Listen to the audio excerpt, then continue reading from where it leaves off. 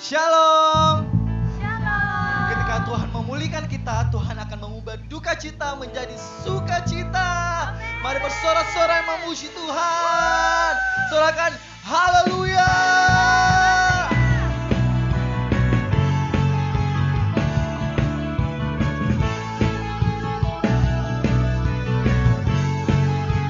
Mari sama-sama nyatakan.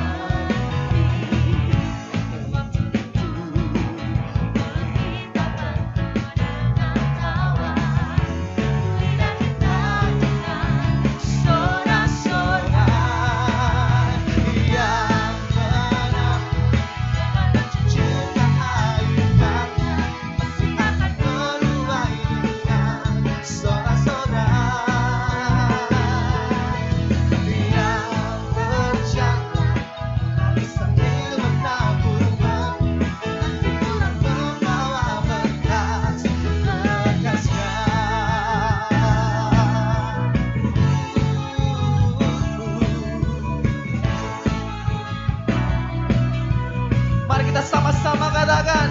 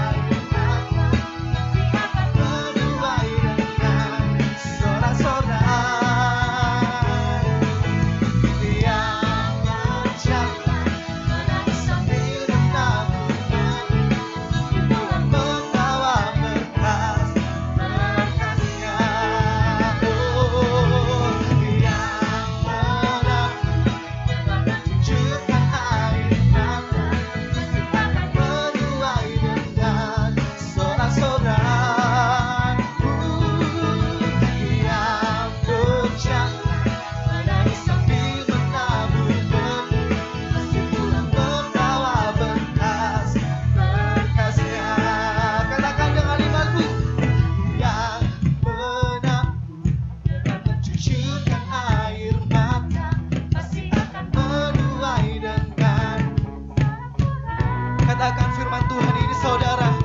Ia berjalan menangis sambil menabur benih, kasih pula membawa berkas-berkasnya.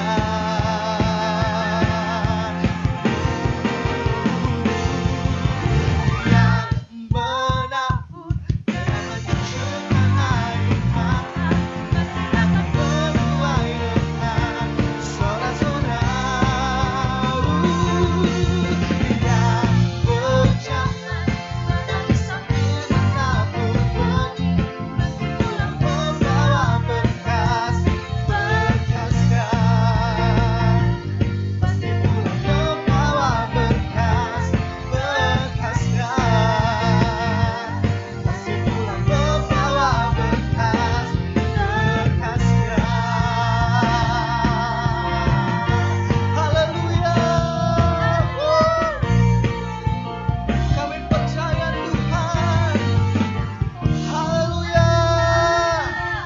Sorak-sorak kemuliaan bagi Tuhan kita.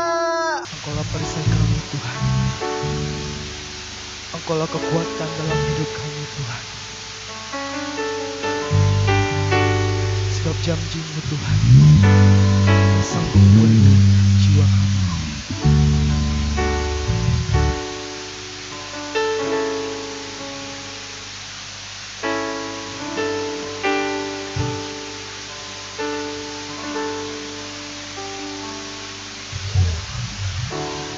Engkaulah perisaiku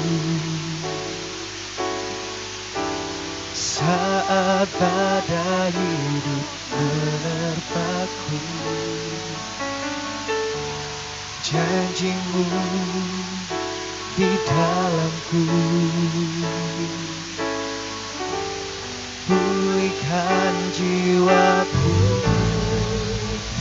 ku kan berdiri di tengah badai dan kekuatan yang kau berikan. Sampai kapanpun ku kan bertahan, karena Yesus selalu menopang.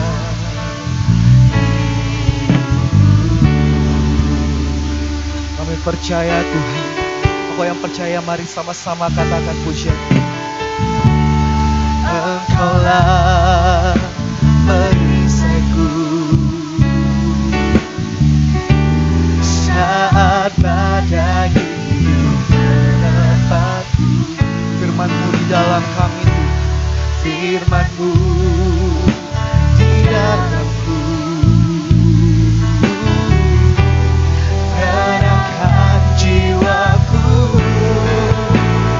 bukan berdiri di tengah badai dengan kekuatan yang kau berikan. Sampai kapanpun ku kan bertahan, karena Yesus selalu ku kan bertahan Tuhan. Oh, dalam tekanan dan kekuatan yang kau berikan.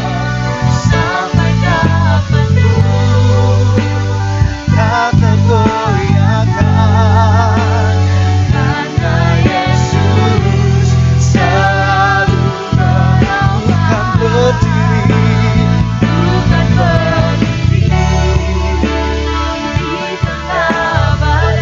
Amin Tuhan. Dengan kekuatan yang kau berikan. Sampai kapanpun bukan bertahan, karena Yesus selalu menopang. Bukan bertahan, dalam tekanan dengan kekuatan yang kau berikan Tuhan, yang kau berikan. Sampai kapanpun tak tergoyahkan, karena Yesus selalu. Mari angkat tanganmu, bukan berdiri. Engkau yang percaya, mari angkat tanganmu tinggi.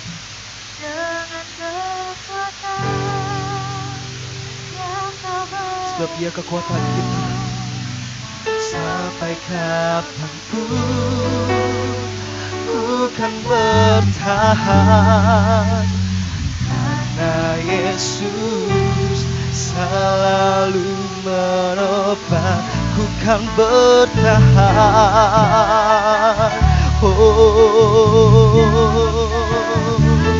Amin. Dengan kekuatan yang kau berikan. Sampai kapanpun tak tergoyahkan, karena Yesus selalu menopang hidupku. Bukan berdiri, bukan berdiri di tengah badai dengan kekuatan yang kau beri.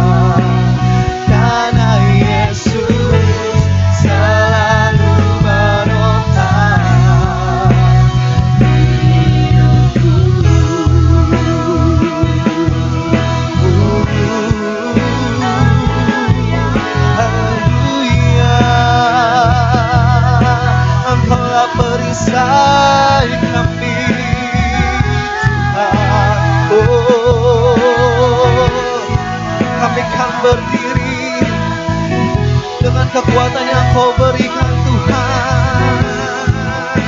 Haleluya. Sebab janji-Mu ya dan amin Tuhan. Oh, haleluya. Engkaulah perisai kami Tuhan. Engkaulah kekuatan kami Tuhan. Sampai kapanpun kami bertahan Tuhan, karena Engkau selalu menopang kehidupan kami Tuhan. Terima kasih Tuhan. Oh, haleluya. Haleluya.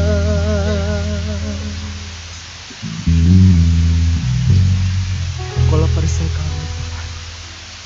Engkaulah kekuatan kami Tuhan. Kepadamu lah kami berharap Tuhan. Kepadamu lah kami berseru Tuhan. Sebab kami pegang janji-Mu Tuhan. Engkau selalu menopang kami Tuhan. Engkau selalu memelihara kami Tuhan. Di setiap musim kehidupan kami Tuhan. Kami terlalu percaya Tuhan kepadamu. Kami menaruh harapan kami kepadamu Tuhan. Terima kasih Tuhan. Tiba saatnya Tuhan kami akan mendengarkan pesan firman-Mu Tuhan. Ajar kami Tuhan, koreksi hidup kami Tuhan. Bila apa yang disampaikan Tuhan dapat satu dengan kehendak-Mu Tuhan. Berfirmanlah Tuhan Yesus, kami siap mendengarkannya. Dalam nama Tuhan Yesus, semua yang percaya sama-sama katakan, amin. Shalom, Gereja Bethel Tabernakel Jemaat Indonesia yang dikasihi Tuhan Yesus. Pada ibadah online saat ini, luar biasa kita bisa bertemu. Dan terima kasih pada gembala yang sudah mengundang saya datang ke sini. Dan kita tahu bahwa ini adalah cross fertilizer, penyerbukan silang. Sebelum saya masuk pada poin yang judulnya adalah berjalanlah di jalan yang tidak kelihatan, saya membuat suatu ilustrasi dulu. Bahwa hidup kita tidak berakhir di peti mati atau di dalam kubur. Karena ada kehidupan lagi setelah itu. Pertanyaan, sadarkah para jemaat bahwa tubuh kita ini akan mengalami stagnan di kubur, tapi roh dan jiwa tidak pernah mati. Yang jelas di Lukas 16 kita lihat Lazarus dan orang kaya. Tuhan Yesus bukan berikan suatu perumpamaan, tapi ini adalah cerita asli. Tuhan Yesus mengatakan Lazarus. Kenapa Tuhan Yesus mengatakan Lazarus? Kalau orang kaya tidak sebut namanya. Karena Lazarus memiliki nama di kitab kehidupan, sedangkan orang kaya tidak. Di sini kita lihat bahwa ikan-ikan tidak mungkin bisa hidup di luar air. Tumbuh-tumbuhan ataupun pohon tidak mungkin hidup kalau akarnya tidak tertanam di dalam tanah. Begitu juga semua manusia tidak kecuali. Kalau tidak di dalam Yesus, tidak mungkin bisa selamat pada kehidupan yang kekal yang kita tidak lihat nanti. Karena di dalam Yesus ada 5 hal yang kita tahu. Pertama, keselamatan kita itu pasti. Semua orang yang percaya pada Yesus itu pasti selamat. Yang kedua, keselamatan kita ditunjang oleh Roh Kudus. Ketika kita percaya Yesus adalah Tuhan, Juru Selamat dan Raja, Roh Kudus akan mengambil alih kehidupan kita. Sehingga kita tidak akan jatuh ke dalam dosa. Karena Dia selalu menegur kita. Dan kehidupan kita menjadi karakter serupa dengan Kristus yang ketiga itu. Dan yang keempat, doa orang benar besar kuasanya. Bukan hanya didengar, besar kuasanya. Artinya ketika saudara dan saya mendoakan orang yang sakit, itu pasti sembuh. Karena itu jaminan. Bahkan yang kelima adalah dosa kita sudah diampuni. Tidak ada lagi kita kena kutuk. Tidak. Kita sudah bebas itu sekali ke salib. Menjadi pertanyaan adalah kita masuk sekarang pada berjalanlah di jalan yang tidak kelihatan. Mari kita melihat satu ayat dari 2 Korintus 5 ayat 7. 2 Korintus 5 ayat 7 saya bacakan. Sebab hidup kami ini adalah hidup karena percaya, bukan karena melihat. Bagaimana orang mungkin berjalan pada jalan tidak kelihatan? Padahal setiap hari kita jalan mesti pakai penglihatan, pendengaran dan perasaan. Artinya pancari indera itu ada. Tetapi saya mau beritahu, bagaimana seorang Abraham yang bisa lihat bintang-bintang, disuruh lihat bintang dan pasir di laut, sedangkan dia belum punya anak, dikatakan seperti itu. Dan dia percaya. Dan kita lihat juga, ketika dia harus mengorbankan Ishak, dan dia percaya Tuhan akan bangkitkan, ternyata tidak. Ternyata Tuhan melihat imannya luar biasa. Dan satu hal yang juga kita lihat, seorang janda di Sarfat yang dikedungi oleh Elia. Dia hanya punya minyak dibuli-buli saja. Dan Elia bilang, tolong ambil bejana. Bejana dengan buli-buli besar mana? Tentu besar bejana. Tapi Elia bilang, mengambillah sebanyak-banyaknya bejana. Nah, wanita janda ini melihat buli-buli kecil itu. Dia berpikir secara kasat mata, bagaimana buli-buli kecil ini bisa mengisi bejana yang begitu besar. Sehingga dia ngambil secukupnya. Dan ketika dia isi bejana itu, semua itu terisi penuh. Dan begitu sudah selesai, berhentilah isinya. Di sini kita melihat bahwa yang tidak kelihatan bahwa itu surga, yang menyediakan segala sesuatu yang tidak terbatas. Kita manusia melihat kantong kita, tapi kita lihat kantongnya Tuhan yang tidak terbatas. Nah, ini yang dimaksud berjalan dengan jalan yang tidak kelihatan. Ini sih kita lihat. Kenapa banyak orang Kristen itu lebih banyak menderita, sengsara, miskin, sakit penyakit dibanding yang mereka berkati? Karena mereka yang menggunakan mata itu orang-orang yang mengalami kegagalan. Bahkan Tuhan Yesus mengatakan pada murid-muridnya, pergi jangan bawa pundi-pundi. Luar biasa. Jadi ini berjalan semua betul dengan sesuatu yang tidak dilihat. Nah, sebagai orang yang beriman, itu bisa melihat yang tidak dilihat orang tidak beriman. Kita seharusnya bagaimana menggunakan iman. Karena apa? Kalau di dunia uang rupiah itu adalah nilai tukar di Indonesia, di Jepang yen, Amerika dolar. Kalau syukur apa? Iman. Karena tanpa iman tidak seorang pun berkenan pada Allah. Nah, Tuhan mengatakan di kitab Lukas, ketika dia datang kembali, adakah ditemukan iman di bumi ini? Dengan kata lain, kalau kita berjalan dengan jalan yang tidak dilihat oleh manusia, jalan yang tidak kelihatan, itu kita sedang menggunakan iman kita. Kenapa orang Kristen itu mengalami kegagalan? Karena mereka tidak lihat sukses itu. Setiap orang ketika mau diberkati Tuhan selalu mengalami masalah. Karena di balik masalah itu selalu ada berkat. Inilah disebut dengan blessing and disguise. Jadi kita tahu bahwa sesuatu yang tidak kelihatan seperti malaikat dan roh-roh itu hal yang tidak pernah mati. Dan juga Tuhan juga tidak kelihatan dan tidak pernah berubah. Itu langgeng. Abraham mencari suatu kota yang tidak kelihatan. Elisa melihat bala tentara yang tidak kelihatan oleh Gehazi. Kita melihat bagaimana Musa mengikut Tuhan yang tidak kelihatan, tapi melihat tiang awan dan tiang api. Dan ini kelihatan bahwa Tuhan itu luar biasa. Pertanyaannya adalah, apakah kita mau menggunakan iman kita, bukan akal kita, pikiran kita? Kadang-kadang kita berpikir, saya punya pekerjaan begini, saya kemampuan itu. Anda sedang membatasi Tuhan. Janganlah batasi sesuatu yang pikiran kita. Tuhan itu tidak terbatas. Tuhan ingin menghargai kita berkat yang berlimpah. Kita hidup berkemenangan. Yesus mengatakan, aku datang memberikan kau hidup mempunyai segala kelimpahan. Jadi kita harus sadar bahwa hidup kita ini adalah hidup sebuah pilihan.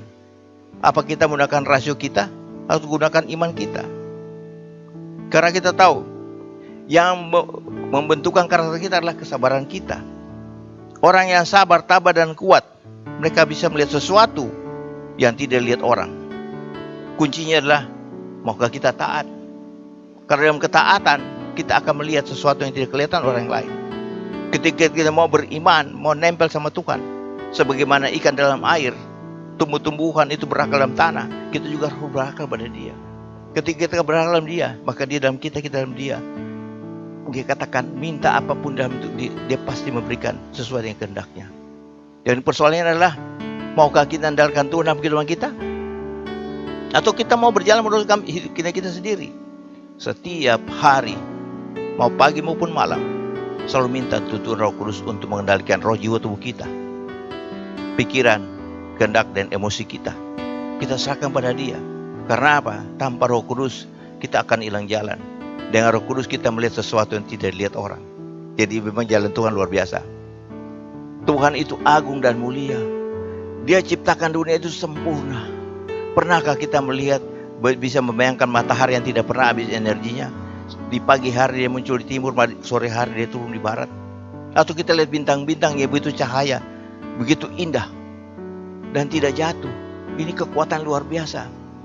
Kalau Dia bisa ngatur dunia begitu gampang, apalagi menggatur berkat saudara dan saya. Pertanyaan saya adalah, percaya enggak? Apakah kita datang ke gereja kita mencari Tuhan? Atau mencari orang tentu? Kehidupan kita bertumbuh seperti benalu atau jamur. Tapi kita harus bertumbuh di dalam kasih Kristus.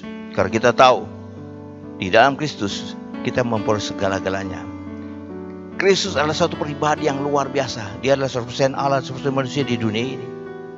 Dia adalah memiliki kasih yang tidak terbatas. Dan Dia rela mati di kayu salib untuk kita. Dan Dia menebus dosa kita di kayu salib. Dan tidak seorang pun yang bisa lakukan itu. Tidak ada seorang nabi pun bisa berbuat seperti Yesus. Membangkitkan orang mati, berjalan di atas air, membuat air menjadi anggur. Orang mati bangkit.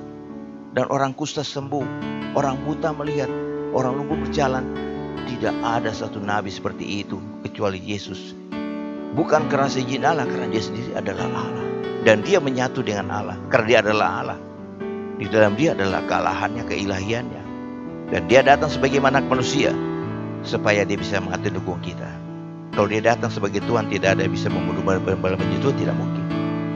Kita harus percaya dan yakin, Yesus adalah satu-satunya jalan kebenaran hidup. Tidak ada yang lain. Percaya kepada Dia, Dia tidak akan menyiapkan kita.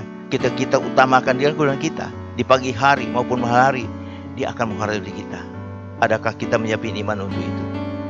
Percaya pada Tuhan Yesus, tidak. Dia tidak akan pernah menjauhkan kita. Tidak mungkin. Dan Dia tidak pernah meninggalkan kita. Dia sayang kita dan ingin memberkati dengan cara yang luar biasa. Saya sangat percaya, kalau kisah-kisah lama itu, di perjanjian lama itu berkat itu sampai hari ini tetap berlaku untuk kita juga. Itu satu contoh. Tinggal kita mau percaya enggak bahwa Tuhan Yesus dulu, sekarang, sampai hari ini tidak berubah. Janjinya pun tidak berubah. Dia berkatakan, aku sekali-kali tidak akan meninggalkanmu. Aku sekali-kali tidak akan membiarkanmu. Haleluya. Ini hal yang luar biasa. Kita harus percaya Yesus tanpa syarat. Karena Dia masih kita juga tanpa syarat. Kiranya Tuhan memberkati kita dengan firman yang sudah diberikan. Tuhan Yesus memberkati kita semua. Khususnya mereka yang mau melakukan firman di dalam kehidupan mereka menjadi rema. Karena tanpa firman kita tidak bisa apa-apa. Haleluya. Tuhan Yesus dipermuliakan. Amin. Terima kasih Bapak. Walaupun kami sekarang sedang duduk, tapi hati kita sedang menyembah. Walaupun kita sedang berada di tengah hiruk pikuk, tapi fokus kita hanya kepadamu. Engkau layak terima pujian, penyembahan, pengagungan. Terima kasih Bapa. Kami tahu kami harus menyembah Tuhan yang benar di dalam Yesus, di dalam persekutuan Roh Kudus. Kiranya kasih Kristus di dalam persekutuan Roh Kudus dan kasih Bapa yang luar biasa menyertai kita. Sampai dengan Maranatha, Tuhan datang kedua kali dan siap menjemput saleh-salehnya di dalam nama Yesus. Sekali percaya Tuhan Yesus sebagai Tuhan Juru Selamat, sampai selamanya kami percaya. Haleluya. Amin.